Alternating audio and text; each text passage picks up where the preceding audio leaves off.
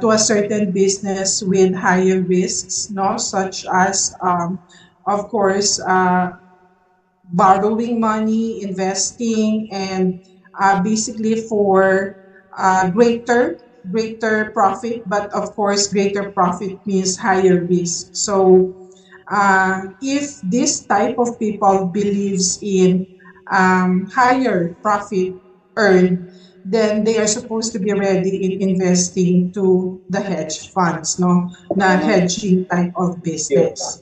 Okay. And for the alternative asset management, typically it's actually referring to private equity. So examples of alternative asset management, it's like venture capital, hedge funds, and also sometimes, no, managing futures and commodities, art, collectibles, and real estate. Now, sometimes for the alternative asset management, kasi when it comes to the real property type business, investing in real property actually is a good strategy, but it's actually takes too long for you to get your profit because it will take time, no, for you to sell real property na type of assets, no? Now, for the other ways of financing entrepreneur business, we can ask, no, for funding small and medium enterprises. We can get capital investment from friends and Kasi family. taga-barangay Embo kayo, be. Parang, syempre, welcome. Okay, so Ano yan, for delegate? all.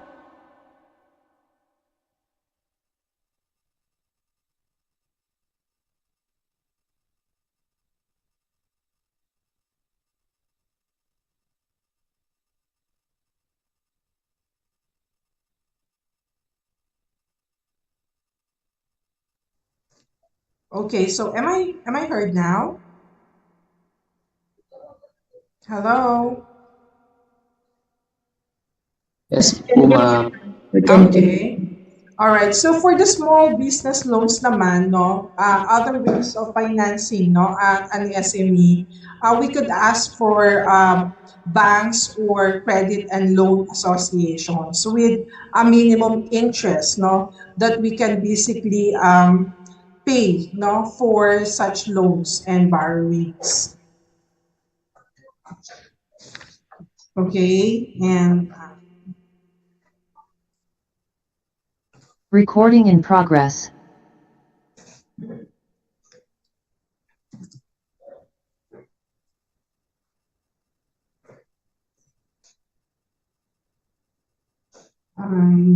excuse me, I think something is wrong with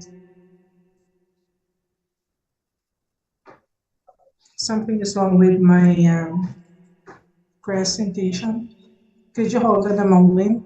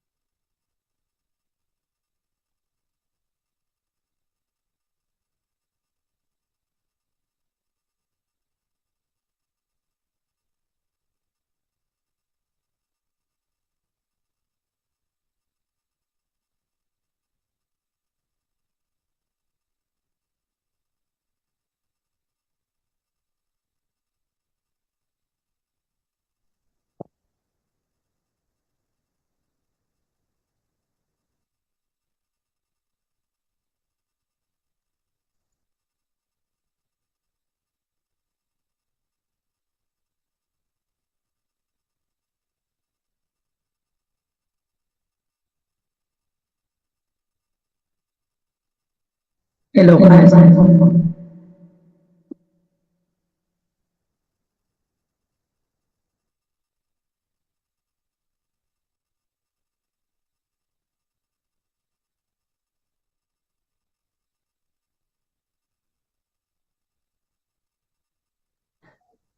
Okay, hi, I'm back. So sorry. My PowerPoint actually had problems. Okay, so to continue, of course, now for the small business loans for the SME, for investment and capital, we can ask for banks and loan associations for a minimal interest rate, no, for the loans that we have borrowed. Now, when it comes to, it doesn't work again. Okay, when it comes to another is the trade and equity, trade equity or services, the buying and the selling of the equities in the market through registered trading account. No, so usually for example of this is the shares of stocks. No, we try to sell the shares of stocks that we actually earn for additional investment and capital. Now, when we talk about bootstrapping, this is actually the type of investment or capital that basically comes from our personal savings, no? Personal savings or taken from the mortgages or credit cards, no? But we must also understand that, of course, attached to this are the risk involved for, of course, the interest rate that we're supposed to pay. So these are the considerations that we have to take in cases that we are supposed to use the strategy of bootstrapping. Okay. Now, for the incubator or accelerator, this is the type of business that usually investors are actually looking for this kind of investment because during the incubation time, no, since the business is just starting and they see potentials in this kind of product, they usually invest in for development so that when this is actually is boosted in the market, they can able to get higher percentage of profit. So sometimes for the SME type of business, investors are looking for incubation products so that they could already invest in with a very minimal capital. But when it actually boosted in the market, they can able to maximize the profit. So that's one good thing about incubation and accelerator. Now, when it comes to also no additional part of investment and capital, we have the small business grants. No, like for example, in the local government, no, like sometimes we have one in Quezon City and also in Pasig City in the Philippines. They usually grant certain small business funding, no, for the people. As long as the government can able to see that this kind of product or this kind of business has the potential to improve, no, has the potential to in the market, they are actually funding this kind of business. Now, sometimes another form of investment, no, for you to get investment and capital is also for local contests. Like for example, kasi like for the multinational corporations, no, they actually held some sort of a contest and they see at least a potential, one or two potential business or product they likely would like to invest in. So these are basically the strategies for the small and medium enterprise for us to get investors, no? So these are the samples. And to basically end my presentation, I would like to say the statement taken from the Fox Talker: success is not final, failure is not fatal. It is the courage to continue that counts. That's all for my presentation for financing and entrepreneurship business. Thank you very much. Now I would like to ask participants from the Zoom and the live participants if there are any questions. Okay, thank you so much, Dr. Catherine, for your presentation. Please Thank give a you. round of applause for Dr. Catherine. All right. Up next, I would like to open the Q&A session. First, let's start with the audience. If there is any question, please raise your hand.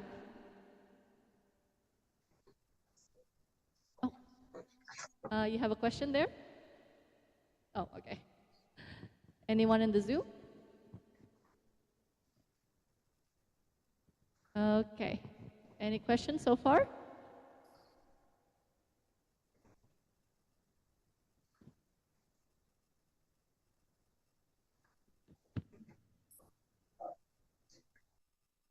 Oh, okay. Please turn on the mic on your desk and ask your question.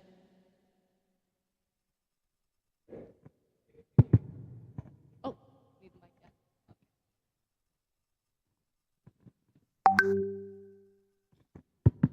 Okay, thank you very much for the presentation. Let me introduce myself first. My name is Ridwan. Um, so my question is, from all of that funding sources, what are the pros and cons of each of them, and which one is the best for the startup business, and which one is better for the later funding? Maybe that's my initial question. Thank you very much. Okay, so Mr. Tria? thank you. Thank you very much for a very good question. Okay, so first and foremost, no, I usually tell my students, my NSHAP students, that when they're supposed to basically put up their own business, first consideration is their passion. No, because passion is very important. Like, what is the interest for them to actually encourage them to put up their own business? So another thing is for the investment, no, and capital. Siguro what I can basically tell my students is try to invest in small portion first and try out the market. Try the supposedly competitiveness of your product in the market before you totally invest in most of your finances or your capital. Kasi in Enshop kasi you are supposed to have a buffer. So meaning to say, when we talk about buffer investment, it's like if you have 100,000 pesos, you're supposed to put up in the business, try to spend it like only 80 or 70,000 of it. The 30,000 or the 20,000 would be for buffer capital or investment. This buffer investment or capital is the one we use for the situations of unforeseen expenses. Because there goes a saying that let's cross the bridge when we get there, right? Even though that we have planned so much about the business, but when you are into the actual situation, sometimes you forget to actually allot certain amount for these unforeseen expenses. So important thing is experience. If you don't have the experience yet, I encourage them to actually try to study and benchmark to other small and medium enterprise so that they can able to expose themselves on how really to start up a business. Thank you. Thank you. Okay. Okay, sure, go ahead. Okay. Maybe it's still me. I want to have a follow-up question. So I think some of us, for me, I have learned in my high school year about the angel investor, for example.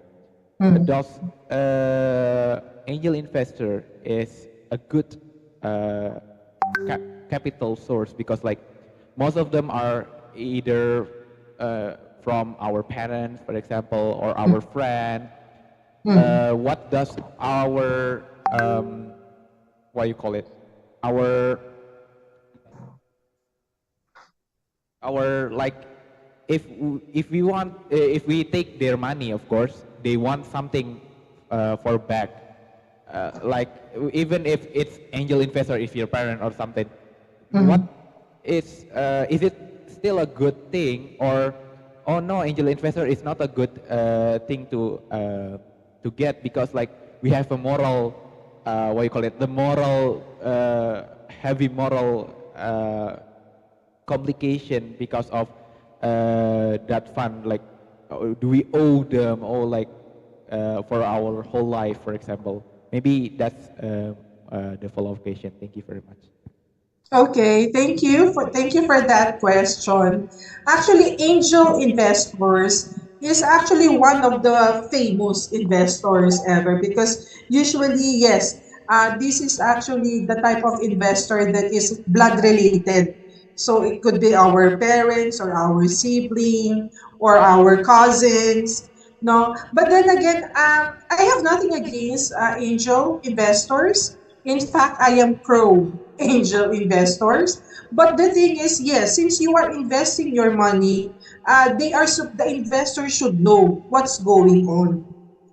Okay, and if there is really a time wherein you find it quite difficult to move on, then I suggest you update your angel investor so that when it comes to decision making, they will be part of it, even though they are not part of the operations. Because sometimes, kasi when we talk about angel investors, like, okay, I have the money, you take care of the business, you take care of the operations, I will just be investing in. So that's okay. But sometimes you have to update them on what's going on with the operations. And if there's really a chances, no, of not moving forward, then you are supposed to let them know and let us decide together what are we supposed to do next. That's why my motivation, okay, to my students is when you're supposed to put up your own business, it's supposed to be your passion. It is something that you like or you love doing most. Okay? Because in investing, not all business would actually be successful. So sometimes the first time you invest, there is really no difficulty that you will encounter. So the one that will keep you move on is because you love what you do. You like what you do. So even though you fall the first time, you will get up and try again. That is the essence of investing. Thank you. Okay, Any thank more? you to the Yeah. student and Dr. Tria. Next question, pass it over to the back. Please introduce yourself and then present your question. My name is Jonathan Marcel. I want to ask, is there any credit available for small business in Philippines? I'm sorry, come again, And what's Jonathan. the interest? Is there Is a there any credit available for small business in yeah, Philippines? there are a lot of savings and loan associations in the Philippines that could grant you uh, a loan, no, for investing. But first, you have to show them, of course, your business plan. You have to show them your feasibility studies regarding the business that you're supposed to put up with, and that's the time. Of course, it would be a greater advantage if you were asking for a loan if there is collateral. So to basically make it easier for you to do.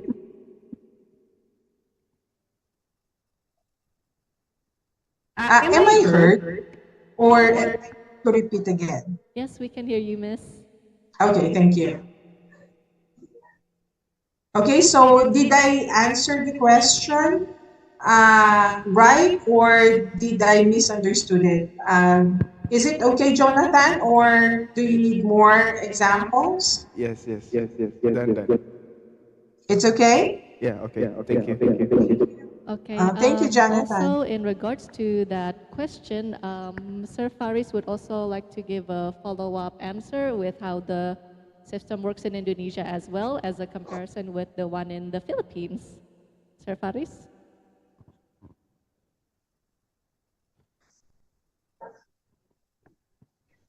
Um, Hello, Dr. Catherine. This is Faris Arjanto. Hi. Hi, very nice to meet Hi, you. I'm sir. the HOD of International Business Management and Sir. also a lecturer in Finance and Management. So, in Indonesia, we have what we call KUR, KUR, or the People's Credit, the People's Business Credit with interest as low as 3%. So in order for you to be able to apply for those credit, I think some of the requirement is they have the administrative what you call it requirement, meaning that they have a legal body. So it's not for personal credit. So it has to be from a CV, sole proprietorship or limited liability corporations. So I think if you have met the qualification, you can apply for KUR. From tax perspective, I think we can apply for small entrepreneurship for those with income less than 4.8 billion rupiah per year. You can claim it for UKM tax. I think the tax is very low. If I check, I think 0.5%. Yeah, I use that for my tax strategy, by the way. So the first 4.8 billion is 0.5, and everything else is 30, 35, 40. So when you have a business, do not forget to check the smallest tax bracket first. The Yes. smallest, you want to minimize your WACC, your weighted average cost of capital, and for tax strategy. Because remember, the only thing that is fixed as confirmed is death and tax. Yes. Is that an That is amendment? right, sir. Yes, that's an That's amendment. right. So at the end, at some point we will die, and at some point we will pay tax. We are in the Yes. tax season now. Next month is the last cutoff date for tax reporting purposes. So, Yes. Thank you so much. I hope that answers sir. your question, Ridwan, for Indonesia. Yeah, thank you. Thank you so much, Sir Faris. And from Thank you, PUP, we sir. also have from PUP, we also have Mr. Armand de la Cruz, a banker who would also like to give an input on how it is in the Philippines as well.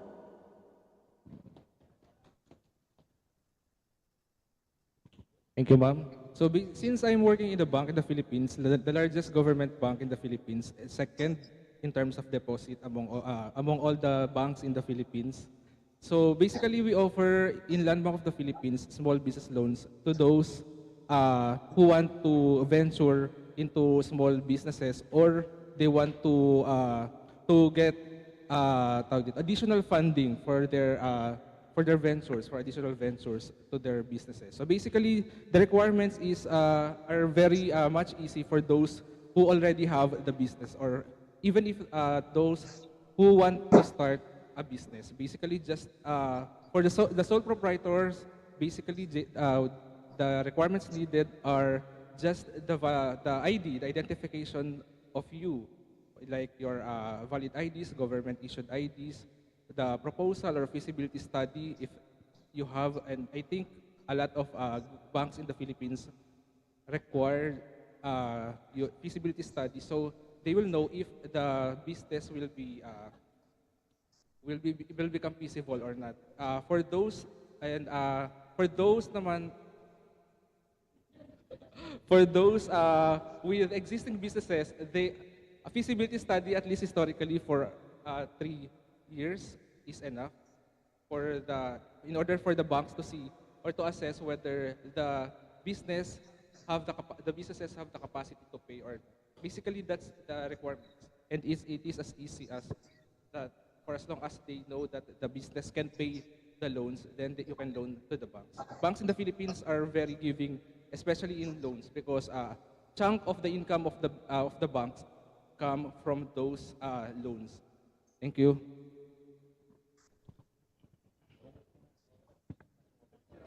Thank you so much, Mr. Armand de la Cruz. Oh, okay, sure.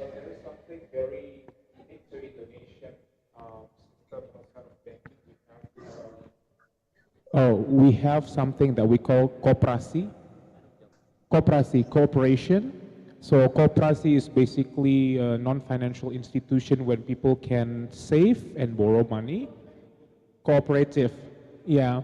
So usually on campuses we have cooperation. I don't think in i3L we have it.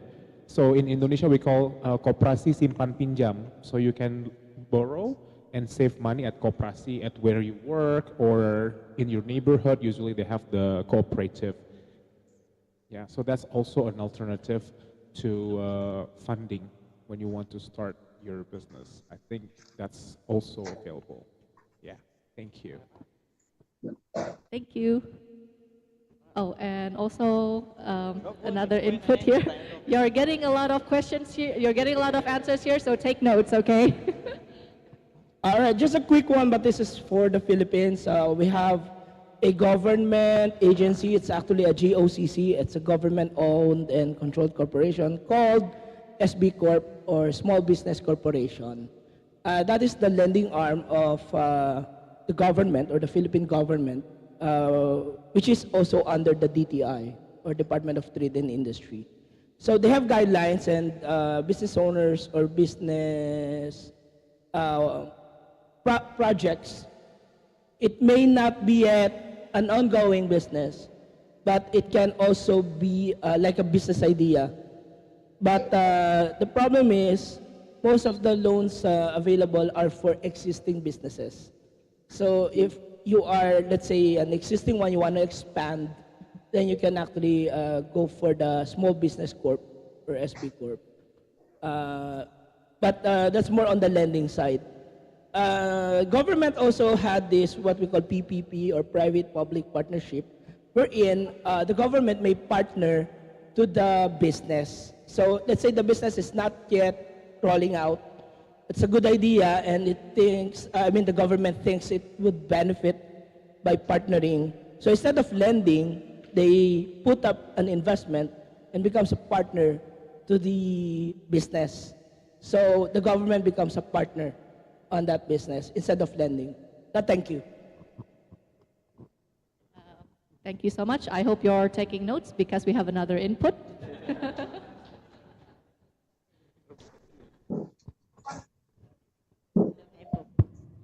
Good afternoon to everybody. No? In the Philippines, just like me, no, we've been running the business of a financing company for the last 20 years. So it means that majority of our client in the Philippines actually those who are not qualified to borrow in a bank. We also have to manage the risk, no? Because we all know that the bank requires so many documents, but that you also have to understand that the reason for doing that of these different banks is because they want really to manage the risk. While in our case, we really want to manage the risk, but that's really the type of client that we have. In short, people are borrowing from us using a post-dated checks. That is what we call rediscounting. That is also one source of capital for the small business. Okay, so thank you. Yun lang. All right, thank you so much. Thank you to Dr. Catherine, and thank you to our educators and Mr. Faris for the. May I say something? Sure, Hello. absolutely. Sure, go ahead. I think there is a chat here in the Zoom from Sir Melvin, considering the high rate of new business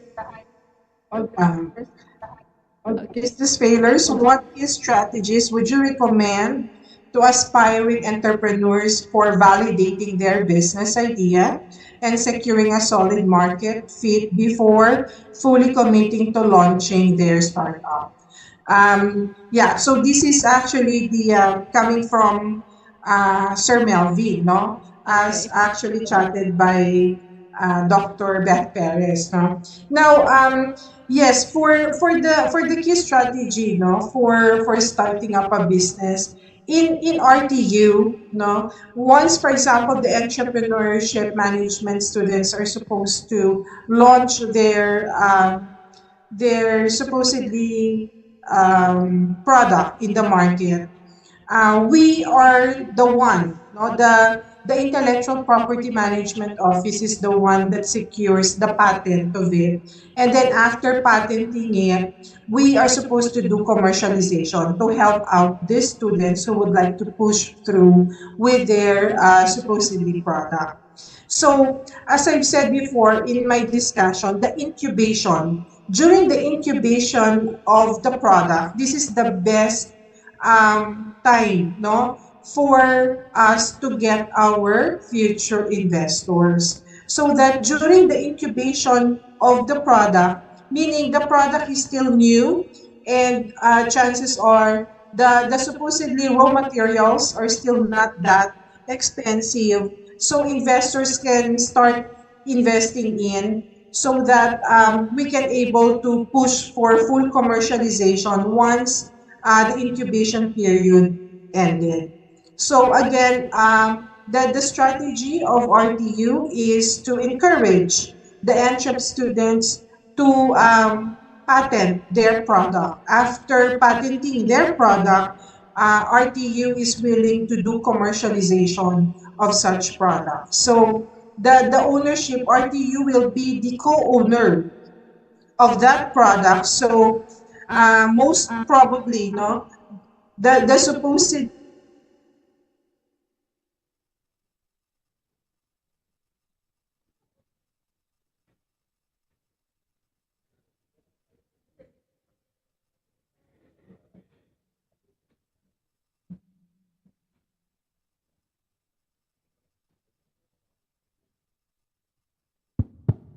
Check, check, check.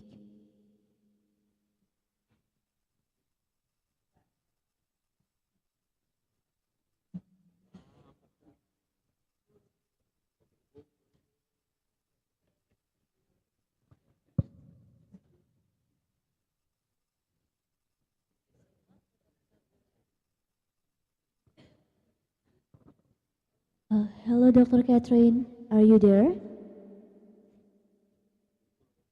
Hello?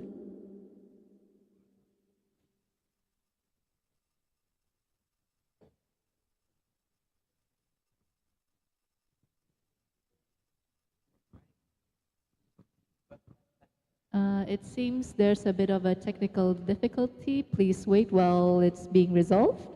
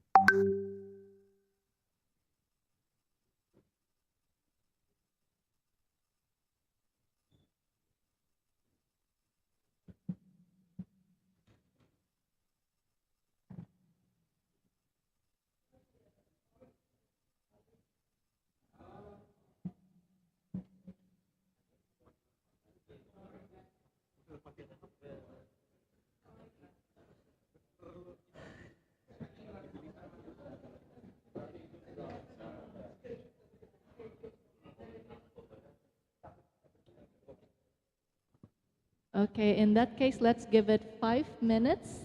If after 5 minutes, Dr. Catherine is still experiencing some difficulties, I think we can proceed with an open discussion.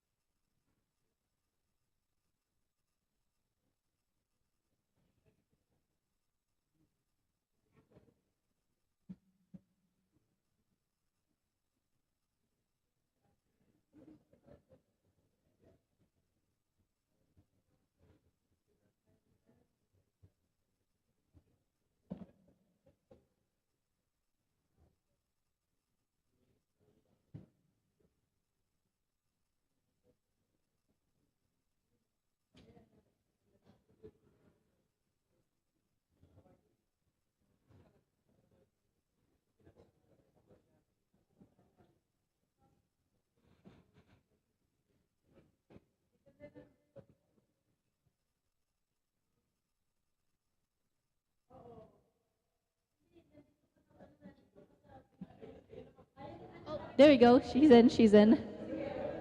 Okay.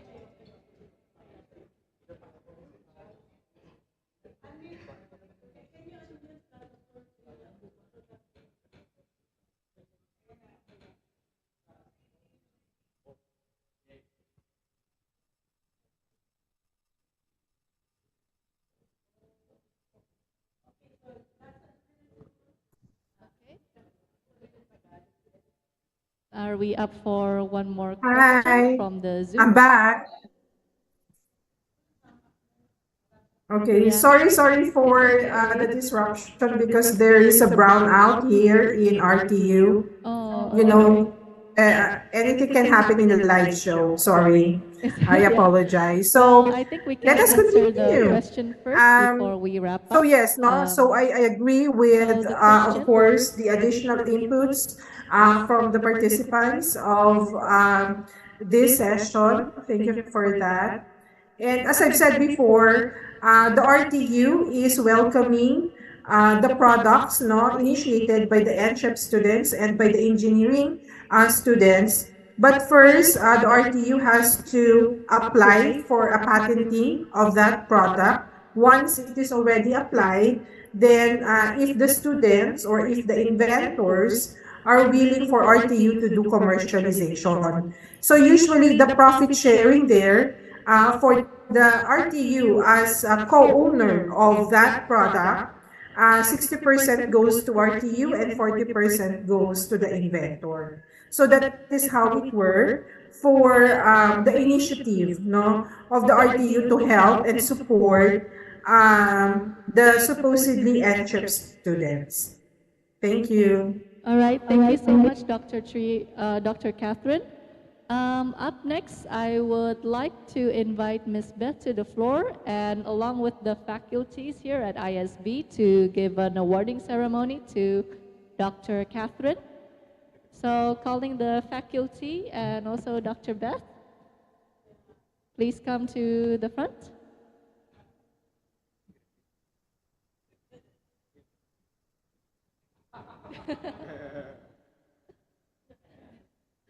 Yeah, well, the camera is over there.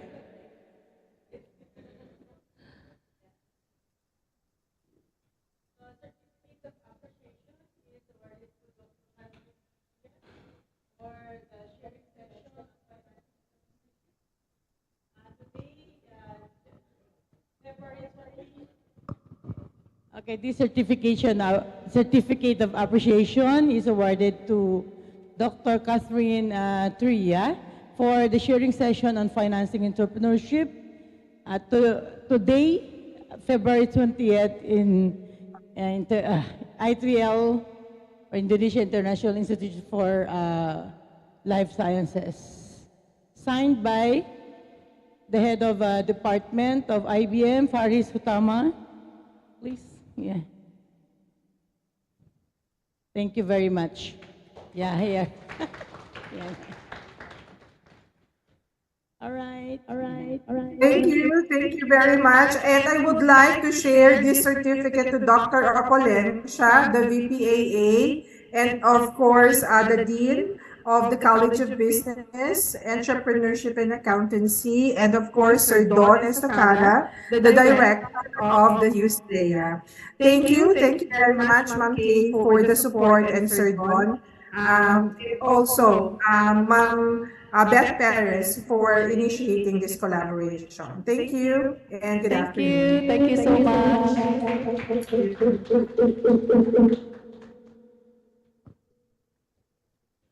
Okay, can we also have the students up front to take a picture with Dr. Tria in the Zoom along with the faculty? I think for this one, better come to the front this time, yeah.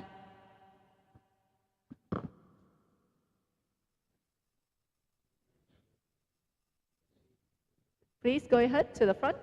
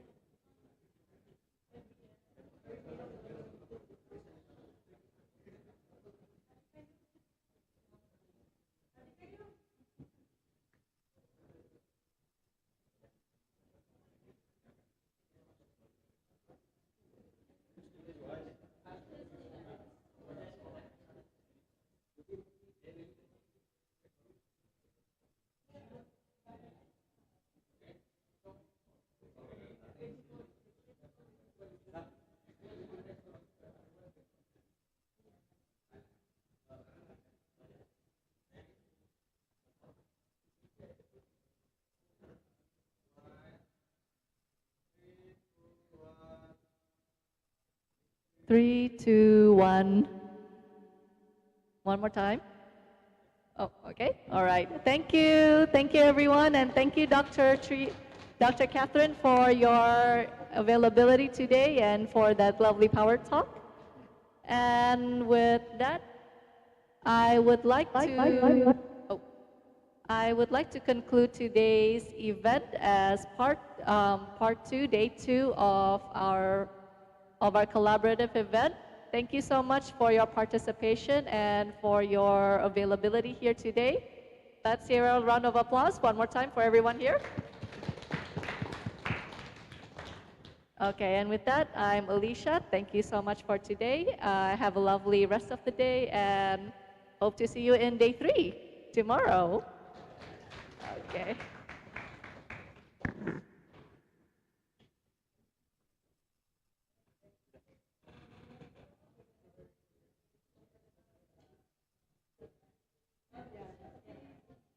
Recording stopped.